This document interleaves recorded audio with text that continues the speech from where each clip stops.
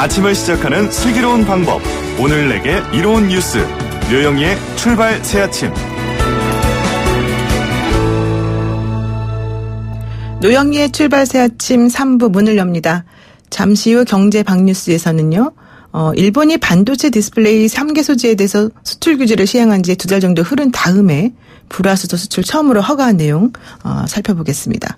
뭔가 찔끔찔끔 내주는 게 더 불안하지 않습니까? 그리고 여러분 오늘 무슨 요일인지 아시죠? 금요일입니다. 오늘 지나면요. 문자 보내고 싶어도 못 보내요. 3일 동안. 청취자 여러분이 의견을 주셔야 제가 방송 제대로 할 수 있습니다. 짧은 문자 50원, 긴 문자 100원의 유료 문자 샵 0945, 우물정 0945. 방송 끝난 다음에 후회하지 마시고요. 한번 보내보십시오. 금, 토, 일이 행복해집니다. 유튜브 보이는 라디오로 채팅창도 열렸습니다. 잠시 후 돌아오겠습니다.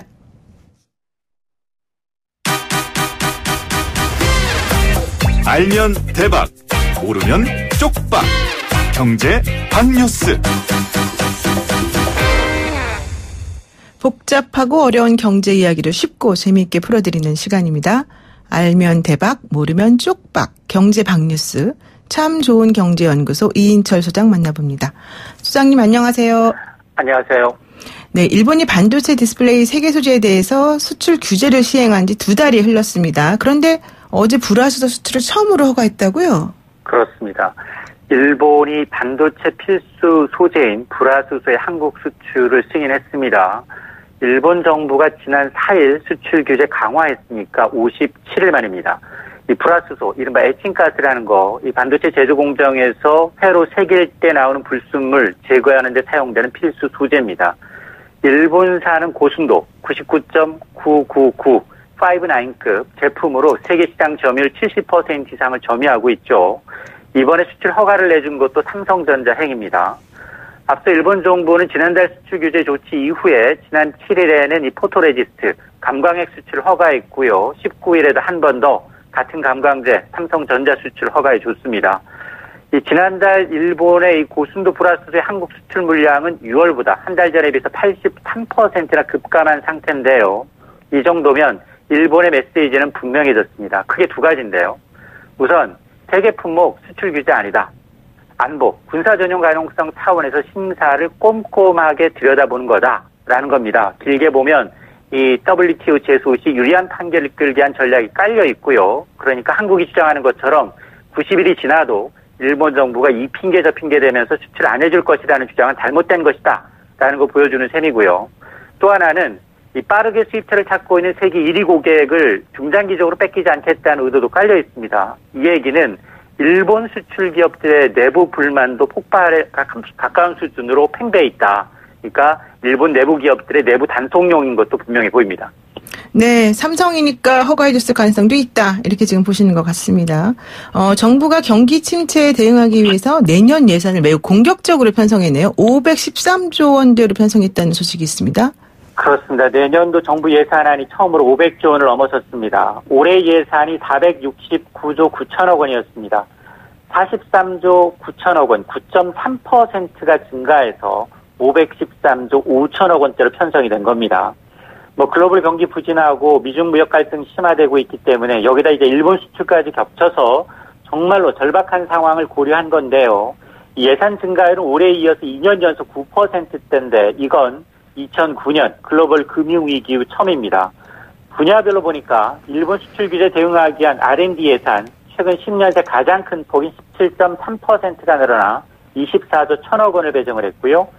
또 정부의 민간 경제 활력 제고를 위해서 수출에 필요한 무역금융 확대, 상업기업을 지원하기 위해서 23조 9천억 원을 편성을 했고 이 복지 재원이 만만치가 않은데요.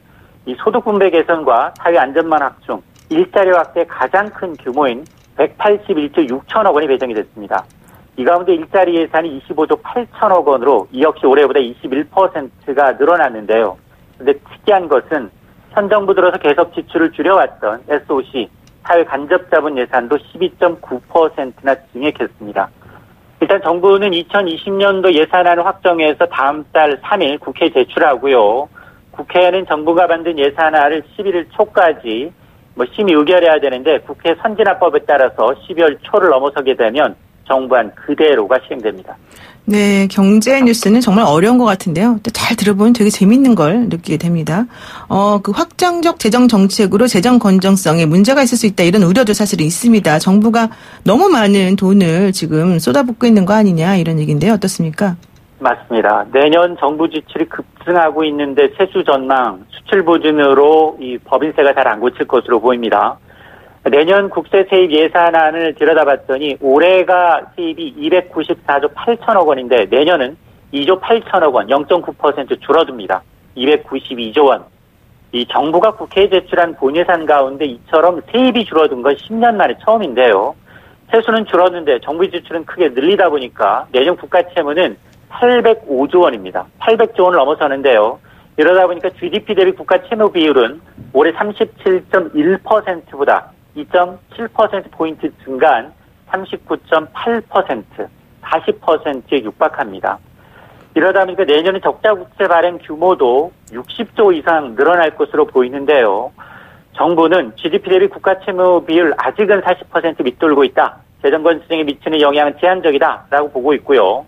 또 문재인 대통령은 한 발 더 나아가서 OECD 봐라. 경제협력개발기구 평균은 거의 110%가 넘는다. 우리나라는 크게 양호하기 때문에 충분히 그럴 여력이 있다라고 밝히고 있는데요. 경제가 장기 침체로 빠지고 있는 상황에서 재정 지출을 적극적으로 확대하는 것은 불가피한 측면이 있지만 문제는 국가빚이 늘어나는 속도입니다. 내년 800조 넘어선 국가빚은 2023년 1000조 원을 넘어섭니다. GDP 대비 국가 채무 비율은 46%, 거의 50%에 육박하게 되는데요. 지출 구조 조정을 병행해야 함과 동시에 재정이 급격한 악화를 방지해야만 한국 경제의 대외 신인도에 영향을 미치지 않을 수 있습니다. 그러니까 이런 부분에 대한 리스크 관리는 필요해 보입니다. 네, GDP 대비 국가 채무가 너무 늘어나면 위험할 것 같은데요. 좀 현명하게 잘 운영해야 될 것 같습니다. 마지막 있습니다. LG전자가 의료 건조기 145만여 대를 전량 무상 수리한다. 이게 무슨 일입니까? 그렇습니다. 가전명가 LG의 자존심이 상한 일이 발생했습니다. LG전자가 지금 자사의 트럼 건조기 145만 대 부품을 교체하는 무상 수리를 실시하겠다라는 겁니다. 최근 한국 소비자원이 이 악취하고 먼지낌 현상이 나타난다라는 소비자 불만이 제기되니까 문제가 된 LG전자의 콘덴서 자동 세척 의류 건조기에 대한 시정 권고 명령을 내렸는데요. 조사를 해보니까 해당 건조기에는 콘덴서 자동 세척 기능을 홍보하고 있지만 실제로는 자동 세척이 되지 않아서 내부에 남아서 곰팡이 악취를 유발했다는 거고요. 또 대형 건조기의 경우는 필터가 아닌 다른 경로로 먼지가 유입되는 걸 막아주는 장치가 없었다라는 겁니다.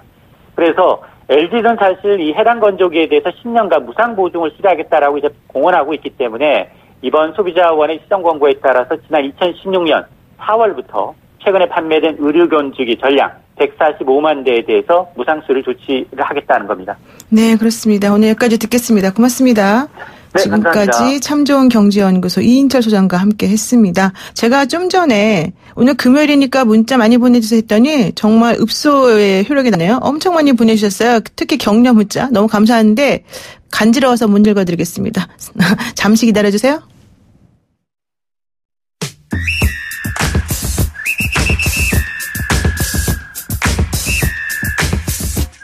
영희와 함께하는 슬기로운 출근길 노영희의 출발 새 아침은 청취자 여러분들과 함께 만들어갑니다. 짧은 문자 50원, 긴 문자 100원의 유료 문자 샵 0945, 우물정 0945로 문자 보내주시거나 유튜브 보이는 라디오 댓글창, YTN 라디오 어플리케이션 예스를 통해 여러분의 목소리를 들려주세요. FM 94.5MHz YTN 라디오 노영희의 출발 새 아침.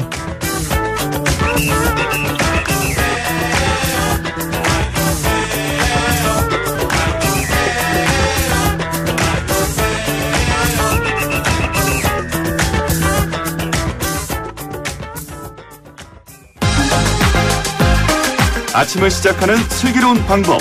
오늘 내게 이로운 뉴스. 노영희의 출발 새 아침. 슬기로운 인터뷰. 너무 마음이 아프지만 그래도 그나마 지금이라도 다행이다 이런 생각이 드는 이슈가 있죠. 지난 27일과 28일 사회적 참사 특별조사위원회가 주최한 가습기 살균제 참사 진상규명 청문회가 열렸습니다. 2011년 이 사건이 알려진 이후에 8년 만이었는데요. 하지만 현재까지도 피해자들을 위한 구체적인 배상이나 보상 그리고 확실한 재발 방지 대책은 어디에도 없다는 것이 중론입니다. 좀 더 자세한 얘기 나눠보겠습니다. 사회적 참사 특별조사위원회 최예용 부위원장님 저희가 직접 모셨습니다. 안녕하십니까? 네, 안녕하세요. 네, 참사 발생 이후에 8년 만에 열린 청문회인데요. 네네. 무엇보다도 더 안타까운 건 이 참사가 아직도 진행 중이라는 사실이 아니겠습니까? 이번 네. 청문회를 통해서 혹시 어느 정도 성과가 있었다고 지금 보시는 건가요? 그렇지는 않습니다. 예. 뭐 성과가 있다고 보기에는 좀 어렵고요. 하지만 그래도 지난 2016년도 검찰 수사 그리고 당시 국정조사에서 빠져나갔던 기업이 한 절반쯤 됩니다. 그 기업들을 대상으로 이번에 청문회를 진행을 했는데 뭐 약간 형식적이긴 하지만 그래도 사과하고 문제를 잘 풀겠다라고 하는 어떤 구두 약속 같은 거가 있어서 그나마 이제 출발점을 그래도 좀 잡지 않았나 싶은 그런 마음이 있습니다. 그러니까 사실 처음에 이제 옥시하고 같이 문제가 됐었을 때 지금 현재 문제가 되는 그 기업들은 무혐의 처분을 사실 받았었단 말이죠. 당시에 제대로 이제 수사도 이루어지지 않고 그래서. 아예 수사 선상에서 네. 빠져나가 버렸어요. 네, 자기네는 그렇죠. 자기네 제품은 유해성이 확인되지 않았다. 그렇죠. 뭐 이런 이유를 댔죠. 예. 그러다가 이번에 이제 청문회 하니까 정부가 좀 더 잘했어야 되는 거 아니냐 또 이런 말까지 해서 우리들로 하여금 공분에 쌓이게 만들기도 했습니다. 사실 이번 청문회에서 많은 쟁점들이 있었는데요. SK케미칼, 애경산업 이 두 기업과 공정위의 유착 의혹이 제기됐다. 그래서 실제 이번에 기소된 사람들을 보면 공정위 공무원도 좀 있지 않습니까? 이게 무슨 내용입니까? 네, 사실 공정위는 뭐 경제검찰 그래가지고 유일하게 기소권이 있는 그런 그렇죠. 기관이고 또 기업을 상대로 그런 막강하죠. 조사를 해야 되고 예. 소비자들을 누구보다 앞장서서 보호해야 할 어떤 그런 기관이고 그런데 이번에 피해자가 두 번에 걸쳐서 2012년과 16년에 걸쳐가지고 조사를 해달라고 했는데 제대로 조사하지 않고 그냥 끝내면서 끝내버렸어요. 그런데 네. 알고 보니까 끝내기 바로 직전에 기업 관계자들과의 그런 부적절한 미팅이 여러 차례 있었다라는 게 이제 확인이 된 거예요. 네. 지금 이 라디오 들으시는 분들 샵 0945 우물정 0945로 문자 보내주십시오. 단문 50원 100원에 혹은 장문이 드는데요. 장문에 대한 그 비용이 드는데요.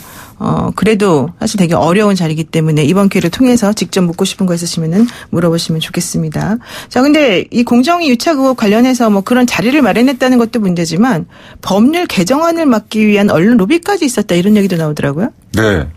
저희들이 이번 청문회 시작하기 바로 직전에 이제 회사 내부에 회의 문건을 입수해서 확인을 했는데요. 네. 예, 법률 개정안을 막기 위해서 그러니까 피해 구제법, 피해자들을 구제하기 위한 그런 특별법이 만들어져 있습니다. 근데 굉장히 제한적이어서 이제 개정을 하려고 여러 노력들이 있었는데 그거를 막기 위해서 SK 애경이 아주 다방면으로 국회 로비를 하고 뭐 언론하고 또 뭐 아까 말씀하신 공정위 내부의 문건이나 심지어는 이제 검찰을 상대로 한 어떤 그런 로비까지 전방위적으로 진행이 됐다는 게 확인이 됐습니다.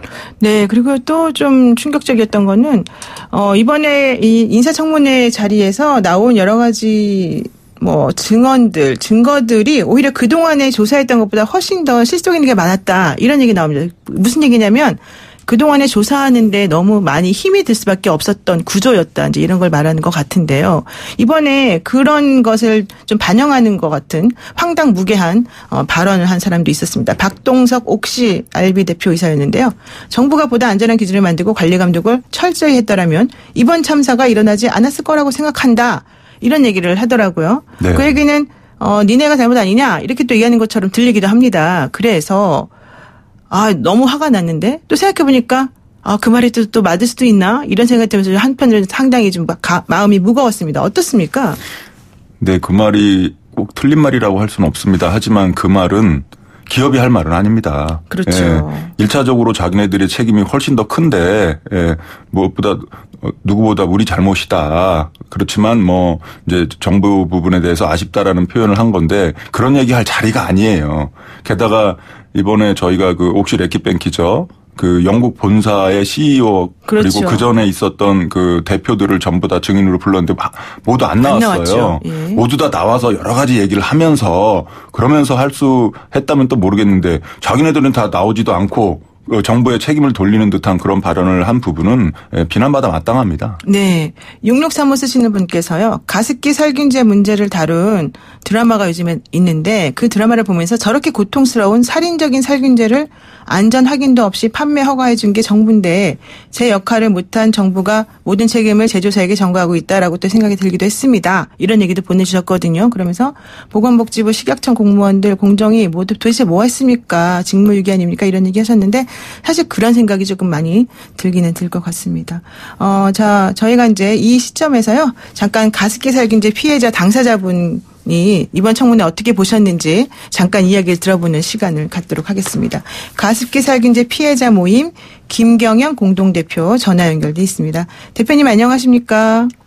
네, 안녕하세요. 네, 귀한 시간 내주셔서 정말 감사드리고요.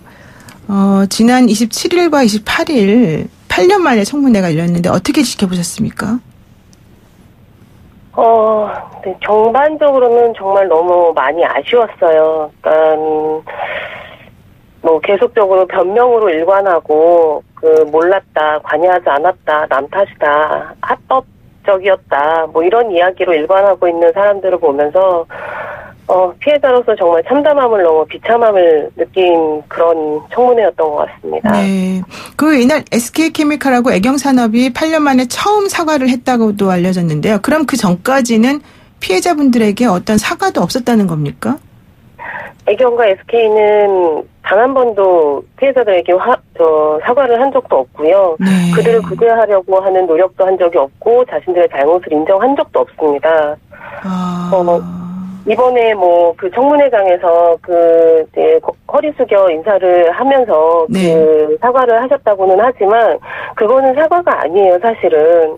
사과라고 하면 우리는 어떻게 생각을 하나요? 그러니까 사과라는 것 자체는 자신들이 무엇을 잘못했고 그것으로 인해서 어떠한 피해를 입혔고 그래서 그 피해를 어떻게 이제 구제할 것인지 그 대책을 구체적으로 밝히는 것까지가 사과의 모양새를 제대로 갖춘 것 아닐까요? 네, 근데 그들은 그 자리에서 자신들의 잘못을 또한 이제 위원들이 질문하는 것에도 다 우리는 잘못이 없다는 형태로 이제 계속적으로 밝히면서 정부의 잘못으로 돌리면서 그런 이야기를 하는 사람들이 허리 숙여서 인사했다고 해서 그것이 정말 사과일까요?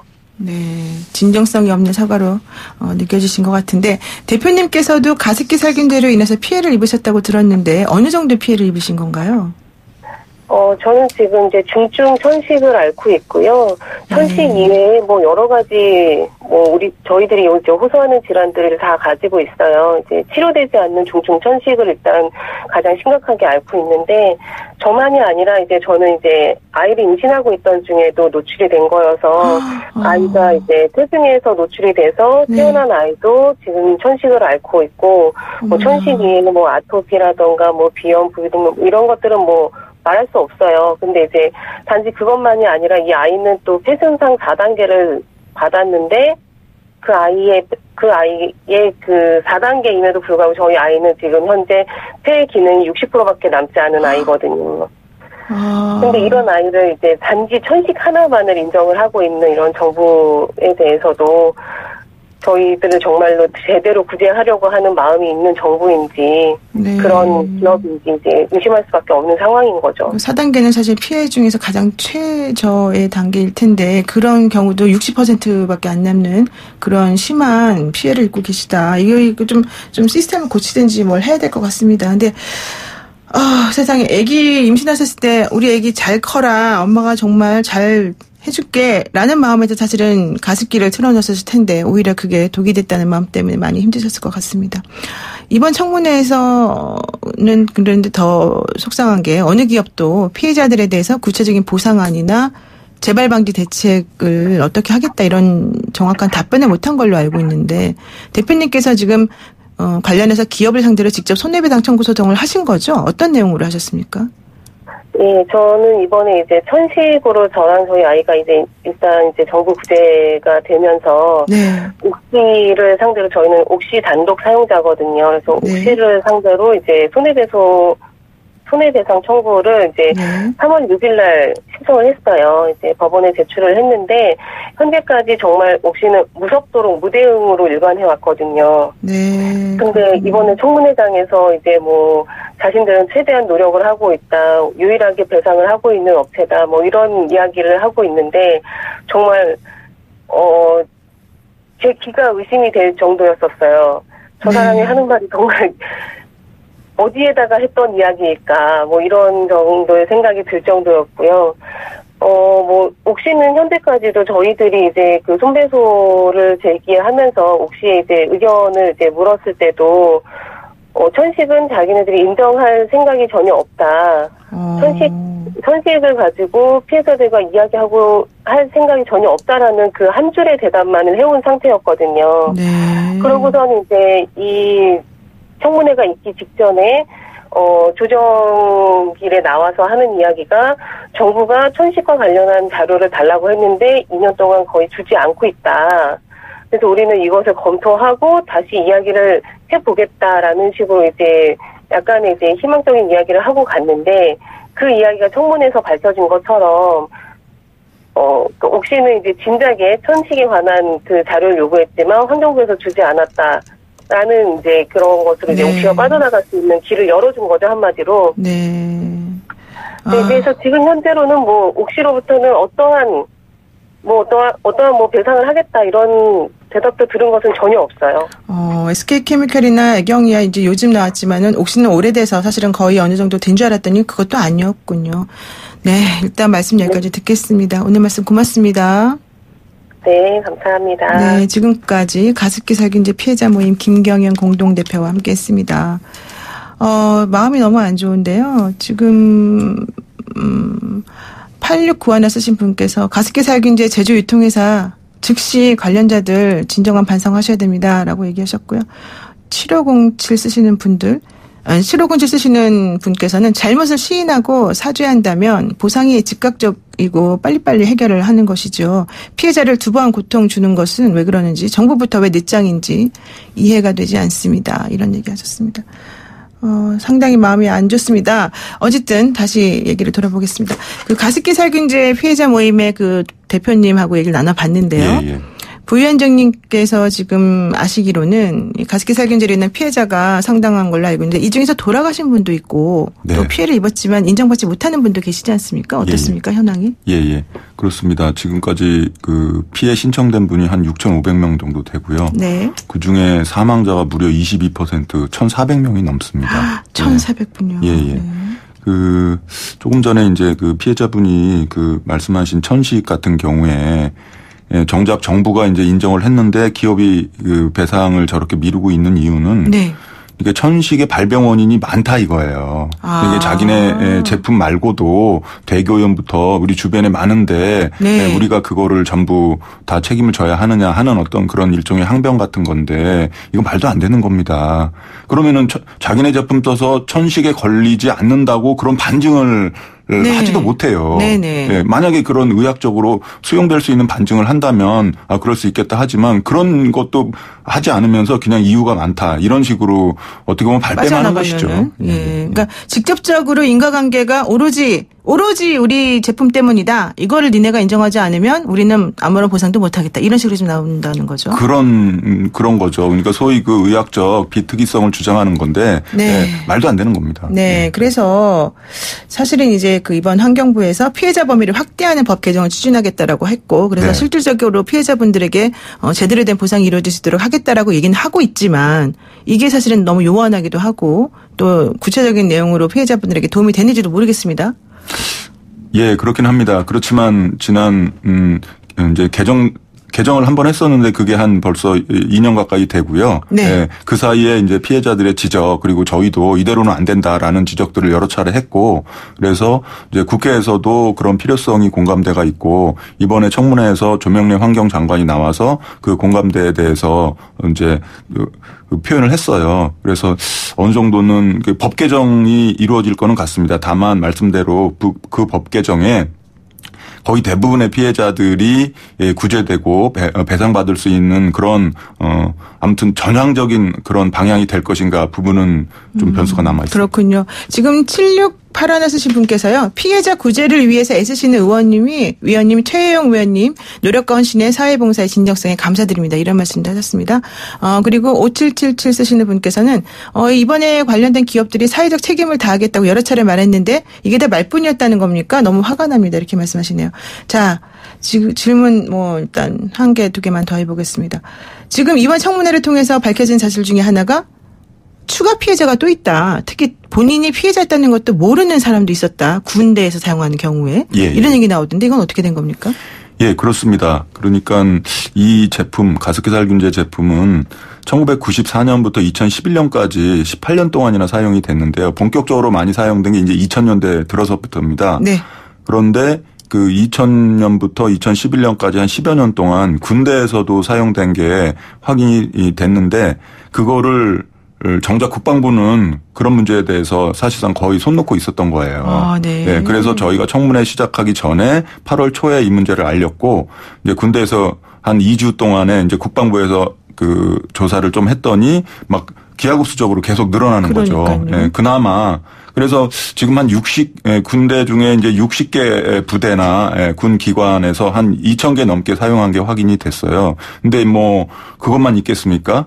한 10여 년 동안에 뭐 수백만 명의 군인들이 이제 거쳐갔기 때문에 그 훨씬 더 많은 부대에서 사용을 했을 것으로 보이고 혹시라도 그분들이 부대에 있을 때 혹은 또 전역한 이후에 원인 미상의 폐질환이나 또는 금방 얘기하는 천식이나 호흡곤란이나 이런 것을 겪었을 그런 피해자가 상당수 있지 않을까 해서 국방부와 저희가 공동으로 그런 피해자를 찾아내고 또 지원할 수 있는 체계를 갖추려고 합니다. 나라를 지켜야 된다는 생각으로 젊은 시절에 군대를 갔는데 자기도 모르게 폐질환을 거기에서 얻어갖고 왔다. 정말 충격일 것 같습니다. 그렇습니다. 그 20대 초중반의 어떤 그런 젊은 사람들이 그런 피해를 입었다면 정상적인 생활을 하기가 굉장히 힘들거든요. 네, 왜 그런지도 모르고. 그렇습니다. 예. 그런 점에서 단순한 어떤 뭐 건강 피해 보상으로 그쳐서는 안 되는 그렇죠. 것이죠. 예. 짧게 추가 피해 대책과 관련해서 향후 계획을 좀 간단히 얘기해 주시면 좋겠는데요. 뭐 추가 청문회 계획이라든가 아니면은 어떤 식으로 하면 좋겠는지. 마무리 발언을 해주세요. 이번에 밝혀진 그나마 기업과 정부 측에서 작지만 약속한 부분에 대해서 철저하게 이행될 수 있도록 후속 조치를 하려고 하고요. 저희 사회적 참사 특조위의 활동 기한이 내년 말까지입니다. 아직은 시간이 더 있기 때문에 부족한 부분들 그리고 이번 청문회에서 부르지 못한 어떤 기업이나 정부 문제도 많이 있거든요. 그런 부분에 대해서 계속 따져나갈 거고요. 필요하면 내년쯤에 청문회를 추가적으로 더 개최할 계획입니다. 네, 강제 소환권도 좀 있었으면 좋겠습니다. 네, 오늘 말씀 여기까지 듣겠습니다. 고맙습니다. 감사합니다. 네, 지금까지 사회적 참사 특별조사위원회 최혜영 부위원장님과 함께했습니다. 노영의 출발새 아침은 잠시 후 4부로 돌아옵니다.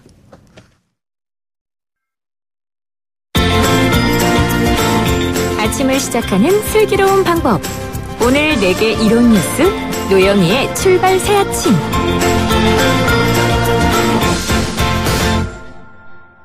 너무 마음이 아팠던 사회적 참사 특조위 얘기 들어봤는데요.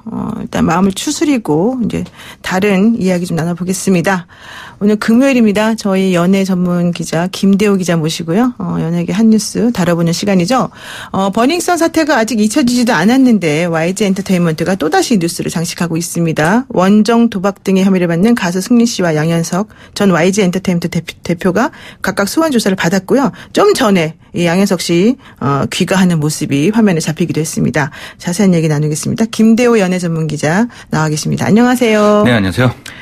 본격적인 얘기 시작하기에 앞서서 우선 어제 구하라 씨 사건 또 사람들이 까먹었을 수도 있는데 구하라 씨 사건 관련된 판결이 있었는데 사건 내용과 판결 이런 거 좀 알려주십시오. 네, 어제 이제 정치적으로도 굉장히 대법원 판결이 있었고 여러 바빴지만은 연예계도 굉장히 바빴습니다. 네. 그래서 양현석 씨의 경찰 출두 관련한 것이 있었고 또 구하라 씨 사건이 마침내 이제 1심 판결이 났어요. 그래서 이제 어제 이제 서울중앙지법 형사 2단독에서 재물손괴, 상해, 협박, 강요, 성폭력 범죄. 그렇게 많아요, 뭐가?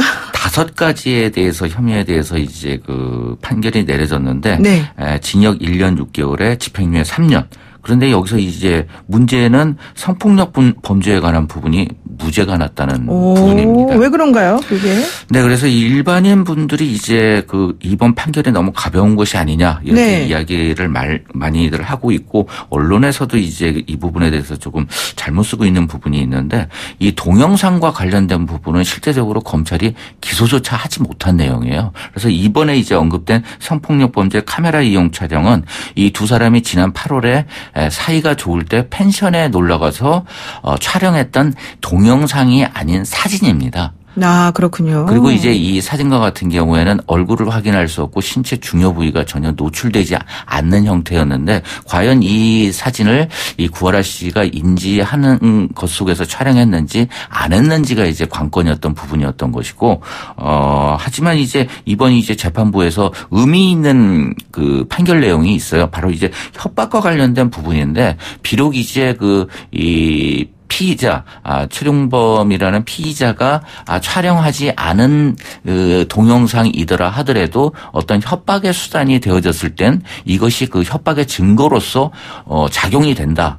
라고 이번 판결에서 이제 협박 부분을 인정을 하게 된 것입니다. 그래서 이제 뭐 여러 가지 양형 사유에 대해서 이제 초범이고 그다음에 또 본인 역시 피해를 입은 후에 우발적으로 저지른 일 뭐 이런 점을 고려해 가지고 징역 1년 6개월에 집행유예 3년 이렇게 받았는데 아직 뭐 많은 또 일부에서는 너무 처벌이 가볍다 이런 이야기도 나오고 있습니다. 그때 그 동영상이 구하라 씨가 찍은 동영상이었다.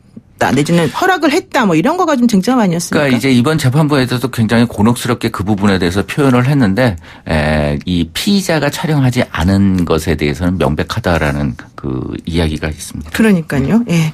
자, 어쨌든 구하라 씨 사건 오랫동안 취재를 하셨는데 이번 사건을 겪으면서 구하라 씨 본인이 많이 힘들어했다고 그러더라고요.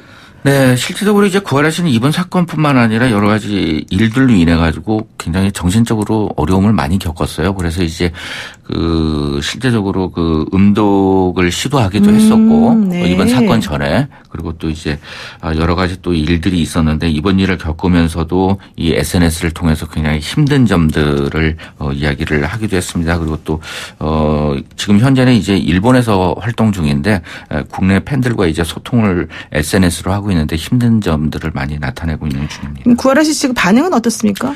네, 구하라 씨 측의 이제 법률 대리인인 법무부인 세종에서는 뭐 이 징역형 집행유예 선고에 대해서 적정한 양형이 아니다. 항고심에서 합당한 처벌을 희망한다라는 입장을 내놨습니다. 네, 근데 이런 식으로 연인 관계했던 두 사람이 헤어지고 난 다음에 원래 옛날에 살이 좋았을 때 찍은 영상물을 네. 자꾸 빌미로 협박하는 일이 좀 비일비재한 것 같아요. 근데 연예계에 그런 사례가 많습니까?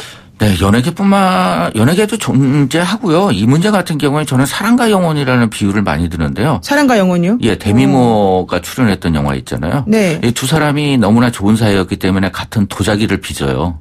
그러다가 이것이 어떤 사연에 의해서 두 사람이 헤어진 이후에 그 도자기로 상대방을 때린다면 이것은 흉기로 작용할 수밖에 없는 문제이거든요. 네네. 그렇기 때문에 이런 것에 대해서 조금은 이제 법도 좀 강화가 되어져야 되고 좀 정리되어져야 될 부분들이 존재하지 않나 하는 생각이 듭니다. 그리고 또 연예인 같은 경우에 항상 이런 몰카 촬영이나 뭐 여러 가지 이제 동영상과 관련된 협박 부분들이 알게 모르게 이루어지고 있는 부분들이 있기 때문에 안 알려진 부분도 분명히 존재하거든요. 이 부분에 대해서도 당사자들이 조금은 이제 뭐 개인적인 이 취향이나 이런 문제가 있긴 하지만 조심을 해야 되지 않을까 하는 생각이 듭니다. 데미 무어랑 패트릭 스웨이지인가요? 옛날에 그렇죠. 사랑과 영혼이라는 영화 엄청나게 유행했었는데 그 영화에서처럼 서로 사이질 때는 도자기 아주 아름답게 굽다가 나중에 화가 나면 그걸로 때린다. 상당히 의미 있는 비유였습니다.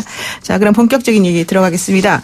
빅뱅의 승리 그리고 양현석 전 YG 엔터테인먼트 대표가 경찰에 출석해서 조사를 받았는데 이게 왜 조사를 받고 있는 겁니까? 네, 그 양현석 대표는 이제 미국 라스베이거스에서 달러를 빌려서 이제 그 호텔 카지노 등을 드나들며 수십억 원대의 도박을 하고 또 국내에 들어와서 도박 자금을 원화로 갚는 방식의 불법 환전한 혐의, 그러니까 상습 도박과 외국환 거래법 이 부분에 대해서 중점 수사를 받았고, 물론 이제 이 성접대와 관련된 부분도 조사를 받았습니다. 이 방송 들어오기 전까지도 제가 양현석 대표가 경찰서에서 나왔는지 안 나왔는지에 대해서 했는데 조금 전에 나왔는데, 그러니까 어제 이제 아침 9시 50분에 그 경찰에 출두를 했으니까 지금까지 뭐 한 24시간 거의 조사를 받은 거라고 보이시죠. 밤샘 조사를 지금 받았다는 거는 상당히 혐의 사실이 많다는 건데, 또 한편으로는 다시 나오기 싫다. 빨리 끝내버려라. 이런 얘기도 되는 거죠.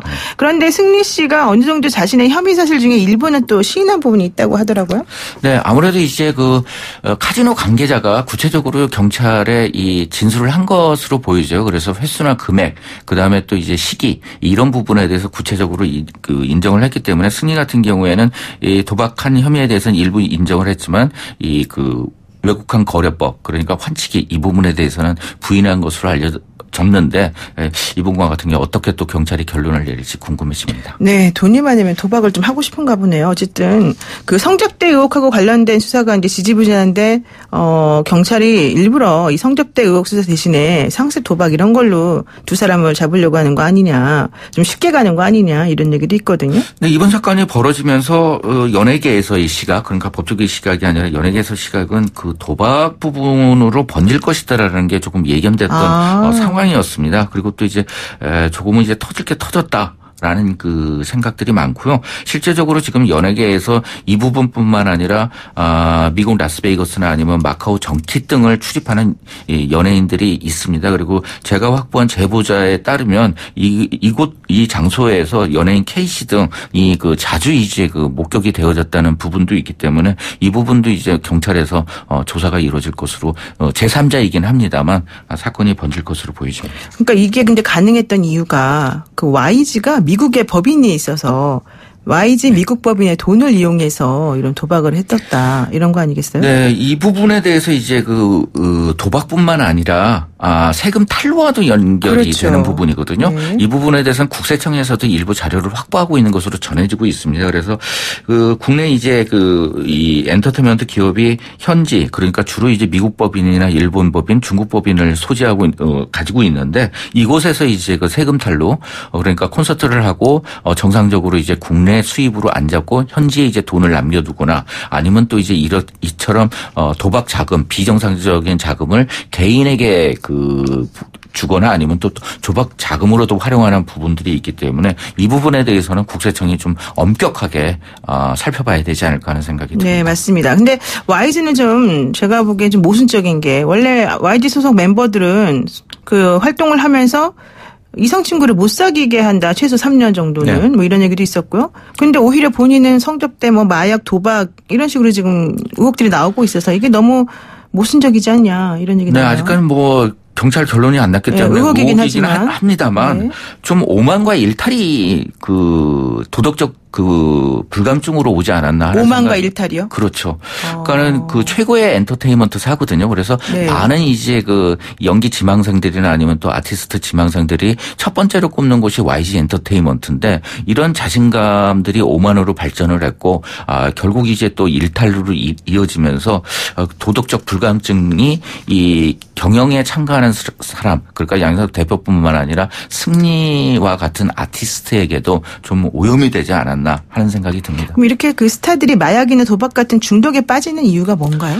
아무래도 이제 쇼 비즈니스 세계 자체가 도박적인 성격을 가지고 있잖아요. 네. 그런데 이제 아무래도 또 이 비슷한 형태의 일탈을 하는 경우가 있기 때문에 굉장히 도박과 관련된 연예인의 일탈이 많이 있었죠. 그래서 불법 도박이나 뭐 이런 거에도 많이 연루가 됐는데 결국 이제 인기가 도덕적 불감증을 일으키게 되기 때문에 인기가 있을수록 자신을 돌아보고 그다음에 또 도덕적으로 재무장하는 조금 그런 것들이 우리 연예계에 좀 있어야 되지 않을까 하는 생각이 듭니다. 저는 이제 이런 기획사에서 물론 성과 위주도 중요하지만은 좀 정신적으로 그 사람들을 아우르고 좀 다독거릴 수 있는 그런 시스템도 좀 마련해야 되지 않을까 생각이 좀 듭니다. 그렇습니다. 네. 근데 사실 또 이제 그 YG 엔터테인먼트는 우리나라로 치면 상당히 중요한 기업이에요. 네. K-팝에서 중요한 의미가 네. 있기 때문에. 그래서 오히려 이번 사건 때문에 우리나라의 K-팝 문화나 이런 산업 자체가 위축될 우려도 있다. 이렇게 보는 입장도 있더라고요. 일부 가능성은 있습니다. 뭐 현재 소속된 그룹이 빅뱅 거의 뭐 이제 해체 단계라고 할 수 있는데 네. 이뿐만 아니라 위너, 아이콘, 블랙핑크, 악동뮤지션, 2NE1 그리고 이제 많은 또 연기자를 그 소속 연예인으로 가지고 있습니다. 그래서 일부 영향은 있기는 하겠지만은 우리가 한류가 더욱더 세계로 뻗어나가기 위해서는 이런 도덕적인 부분에 대해서도 좀 가지치기를 하고서 네. 이렇게 정상적으로 진출해야 되지 않을까 하는 생각이 듭니다. 네, YG가 다시 부활하기 위해서 위기관리를 잘했으면 좋겠습니다. 네, 오늘 말씀 여기까지 듣겠습니다. 고맙습니다. 지금까지 김대호 연예전문기자와 함께했습니다.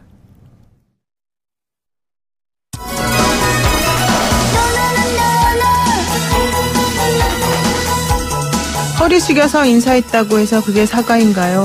오늘 김경영 가습기 살균제 피해자 모임 공동대표의 한마디였습니다. 사람이 살면서 잘못을 할 수 있죠. 완벽한 인간이 어디 있겠습니까? 문제는 그 다음입니다. 잘못을 인정하고 진심을 담아 사과하고 잘못을 되풀이하지 않기 위해 노력하는 것. 우리 초등학교 다닐 때 다 그렇게 배우지 않았나요? 좋은 회사에서 높은 자리에 앉아있는 힘 있는 어른들이 왜 그걸 모르는지 정말 답답한 금요일입니다. 노영희의 출발 새 아침 월요일 아침 7시 15분 변함없이 슬기로운 내용으로 찾아뵙겠습니다. 여러분도 많이 충전하세요.